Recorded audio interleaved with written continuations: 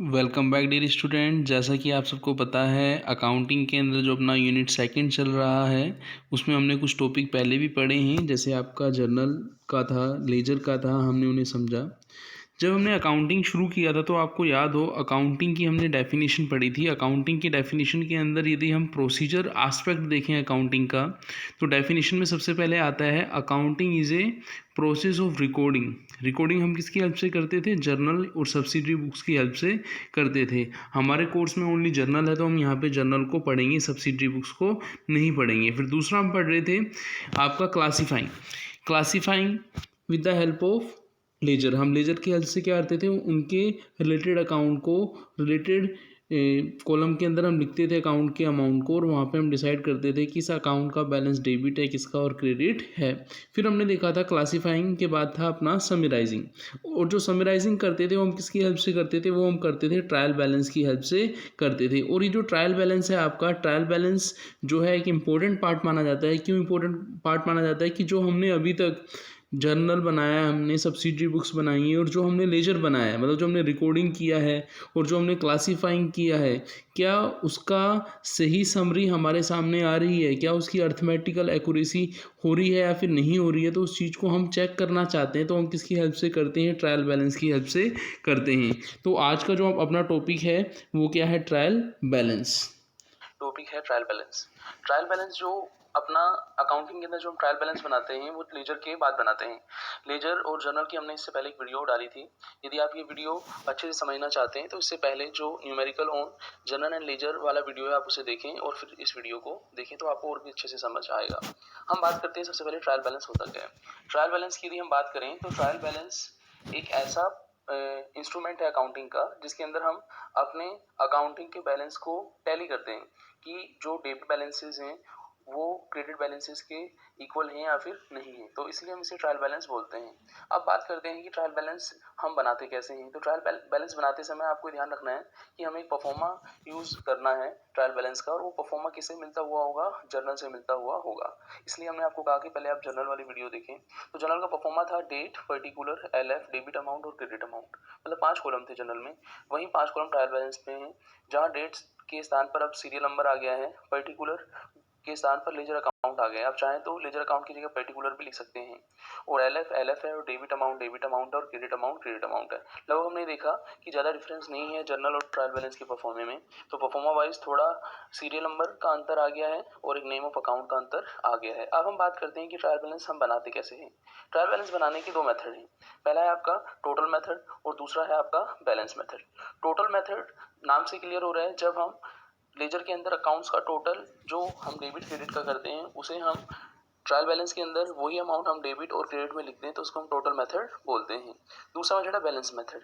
Suppose मान लीजिए हमने एक अकाउंट लिया, कैश अकाउंट, उसका डेबिट आ रहा है 1 लाख और क्रेडिट आ रहा है 25,000। तो जो 1 लाख डेबिट है और 25,000 क्रेडिट है, तो टोटल मेथड के अंदर हम सीरियल नंबर में 1 लिखेंगे, ट्रायल बैलेंस बनाएंगे, और कैश अकाउंट जो लेजर अकाउंट अपना हो जाएगा, डेबिट अमाउंट में 1 लाख लिखेंगे और क्रेडिट अमाउंट में 25,000 लिखेंगे। ये तो टोटल मेथड से हुआ। यदि हम इसे बैलेंस मेथड से समझना है तो यहाँ जो सीरियल नंबर और अकाउंट हो as it is, number 1 serial number cash account, ledger account cash account हो ही जाएगा। डेबिट अमाउंट जो आपका 1 लाख था और जो क्रेडिट अमाउंट 25,000 था, उनमें से बैलेंस अमाउंट जिस कॉलम में बचता है हम उसे लिखते हैं। तो बैलेंस अमाउंट डेबिट में बचेगा कितना? 75,000। तो बैलेंस मेथड के अंदर हम क्या करते हैं कि जो कम वाला बैलेंस होता है उसको मैक्सिमम वाले अमाउंट में से डिडक्ट कर देते हैं, और मैक्सिमम वाले अमाउंट का एज इट इज चाहे वो डेबिट का हो तो उसे हम उसी कॉलम में लिख देते हैं। जैसे कैश अकाउंट का हमने अभी देखा कि कैश अकाउंट का मैक्सिमम 1 लाख था और मिनिमम 25,000 था, तो मैक्सिमम 75,000 जो डेबिट में था तो हमने डेबिट में लिख दिया उसे। तो ये अपने ट्रायल बैलेंस के 2 मेथड हैं, टोटल मेथड और बैलेंस मेथड। कभी कभी क्या होता है, ट्रायल बैलेंस बनाते समय आपको ये नहीं बताया जाता कि टोटल मेथड से बनेगा फिर बैलेंस मेथड से बनेगा। तो आपको क्या करना है, क्वेश्चन में दी हुई इन्फॉर्मेशन को समझना है। क्वेश्चन में दी हुई इन्फॉर्मेशन से आपको पता लग जाएगा कि हमें यदि लेजर अकाउंट दिए हुए हैं तो लेजर अकाउंट्स जैसे जर्नल के अंदर मान लीजिए 10 अकाउंट इन्वॉल्व थे और 10 अकाउंट का लेजर हमें दिया हुआ है, तो हम कहीं ना कहीं टोटल या बैलेंस मेथड को यूज में लेंगे। इसके अलावा ट्रायल बैलेंस का एक मेथड आता है डायरेक्ट मेथड। डायरेक्ट मेथड के अंदर आपको ध्यान रखना है कि आपको सीधा अकाउंट का अमाउंट दिया जाएगा, उसका डेबिट और क्रेडिट बैलेंस नहीं दिया जाएगा। जब हम बात करते हैं कि जब हमें अमाउंट डायरेक्ट दे रहा है, उसके अंदर ये मेंशन नहीं कर रहा है डेबिट और क्रेडिट, तो हमें बाय डिफॉल्ट उस अकाउंट का बैलेंस क्या होता है वो हमें याद रखना होगा। सपोज मान लीजिए हम यहाँ पे बात करें कि rule of preparing of trial balance है, यदि हमें लेजर नहीं दे रखा है तो तब हम क्या करेंगे, यदि बैलेंस ऑफ ऑल असेट्स है, एक्सपेंसेस है, लॉसेस है, ड्रॉइंग है, कैश एंड बैंक बैलेंस है, तो ये सारे ट्रायल बैलेंस की डेबिट साइड में आते हैं। इसके अलावा बैलेंसेस ऑफ लाइबिलिटीज है, इनकम है, प्रॉफिट्स है, कैपिटल है, तो ये सब ट्रायल बैलेंस के क्रेडिट में आते हैं। तो आपको ध्यान रखना है कि जो अपना रूल ऑफ डेबिट और क्रेडिट के समय हम अकाउंट्स को डेबिट और क्रेडिट करते थे, वैसे ही हम ट्रायल बैलेंस बनाते समय उसे यहाँ डेबिट और क्रेडिट करेंगे। तो ये रूल तब लगेगा जब हमें बहुत सारे लेजर अकाउंट नहीं दिए जाते और उनके डायरेक्ट अमाउंट दे दिए जाते हैं। जब लेजर अकाउंट दिए जाते हैं तब तो हमें उनके दोनों बैलेंस देगा, डेबिट या क्रेडिट बैलेंस देगा या फिर दोनों बैलेंस देगा। लेकिन जब हमें डायरेक्ट अमाउंट दे दिया जाता है तो हमें ट्रायल बैलेंस को डायरेक्ट ही बनाना है, टोटल या बैलेंस मेथड वहाँ पे काम में नहीं आएगा। तब हमें सीधा ट्रायल बैलेंस को बनाने के रूल काम में लेने हैं। जैसे हम देखें, एक अपने पास इलस्ट्रेशन भी है यहाँ पे, उससे आपको थोड़ा और क्लियर हो जाएगा कि हम जो ट्रायल बैलेंस यहाँ बना रहे हैं वो हम कब तो बनाएंगे टोटल मेथड से, कब बनाएंगे बैलेंस मेथड से। जैसे आप यहाँ पे देखें, from the following ledger balance prepare trial balance of Arun the trader. एक अनदर क्वेश्चन आप देखें तो यहाँ पे आपको दिया है, one of our client mister Singhania has asked you to finalize his account for the year ended 31st March 2016.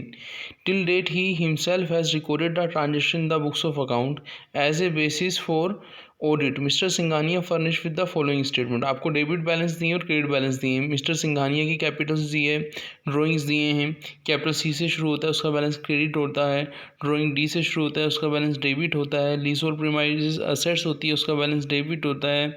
Sales जो होती है, गोज आउट होती है, उसका बैलेंस क्रेडिट होता है। ड्यू फ्रॉम कस्टमर है, ये आपका ड्यू फ्रॉम कस्टमर का मतलब कस्टमर्स को पैसा ड्यू है आपका, तो ये आपका अमाउंट ड्यू है तो क्रेडिट होगा। परचेजेस है आपका, कम्स इनटू द बिजनेस है, डेबिट होगा।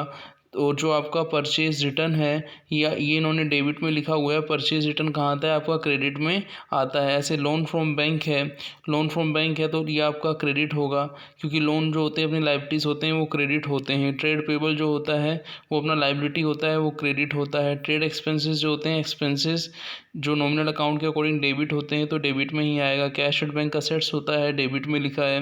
बिल्स पेबल लाइबिलिटी होती है, करंट लाइबिलिटी होती है। ये करंट लाइबिलिटीज करंट असेट्स क्या होती है हम वहाँ समझेंगे। यहाँ पे बिल्स पेबल का मतलब है पेबल लाइबिलिटी है तो ये क्रेडिट में आएगा। सैलरी एंड वेजेस एक्सपेंसेस है तो डेबिट में आएगा। इन्वेंट्री जो होता है आपका, क्लोजिंग इन्वेंट्री और ओपनिंग इन्वेंट्री का डिफरेंस करना है। यहाँ पे आप देखें तो 31 मार्च 2016 बोल रहा है ऊपर ईयर एंडेड, और यहाँ पे आपको इन्वेंट्री दिया है 1 अप्रैल को, तो ये ओपनिंग इन्वेंट्री है। फिर रेंट एंड रेंट्स एक्सपेंसेस हैं, ये डेबिट होंगे। सेल्स जो होता है वो क्रेडिट होता है तो सेल्स रिटर्न डेबिट होगा, यहाँ पे क्रेडिट में लिखा है। अब आपको इसके अलावा क्या इन्फॉर्मेशन दी है, the closing inventory on 31 March 2016 was valued at 574। तो जो आपका क्लोजिंग इन्वेंट्री दिया है वो आपको 574 दिया है। Mister Singhania claim that he has recorded every transaction correctly as the trial balance, कि उन्होंने ट्रायल बैलेंस सही बनाया। अब आपको चेक करना है उस ट्रायल बैलेंस की एक्यूरेसी को। तो इसको आप चेक कैसे करेंगे, जैसा कि मैंने आपको बताया था कि डेबिट बैलेंसेस जो अपने पढ़े थे हमने, एक्सपेंसेस हैं, लॉसेस हैं, आपकी असेट्स हैं वो डेबिट होते हैं। इसके अलावा जो आपकी इनकम है, प्रॉफिट्स हैं, लायबिलिटीज़ हैं वो क्या होती हैं, क्रेडिट्स होते हैं। तो इन सब चीज़ों को ध्यान में रखते हुए हमें यहाँ पे क्या करना है, एक एडजस्टेड ट्रायल बैलेंस बनाना है, वो करेक्टेड ट्रायल बैलेंस बनाना है। उस करेक्टेड ट्रायल बैलेंस में आप उसके उस रूल्स के अकॉर्डिंग आप उनको डेबिट क्रेडिट में लिखेंगे। जैसा कि आप देखें, कैपिटल सी से शुरू था, क्रेडिट में लिखा है। ड्राइंग डी से शुरू है, डेबिट में लिखा है।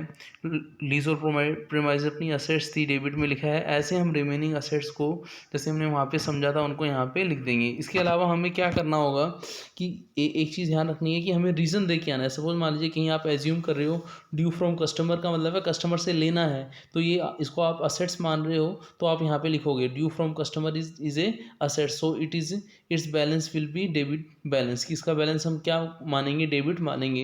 एक तरीके से हम ड्यू फ्रॉम कस्टमर का मतलब है कस्टमर हमारे डेटर्स होते हैं, डेटर्स जो होते हैं डी से शुरू होते हैं इसलिए उनको डेबिट में लिखते हैं। ऐसे है आपका परचेजेस है, परचेजेस डेबिट में रहेगा, तो परचेज रिटर्न जो होता है, परचेज रिटर्न में आप देखिए इन्होंने गलत लिखा हुआ है, परचेज रिटर्न को कहाँ लिखा हुआ है इन्होंने, परचेज को डेबिट में लिखा हुआ है, परचेज रिटर्न को क्रेडिट में लिखा हुआ है।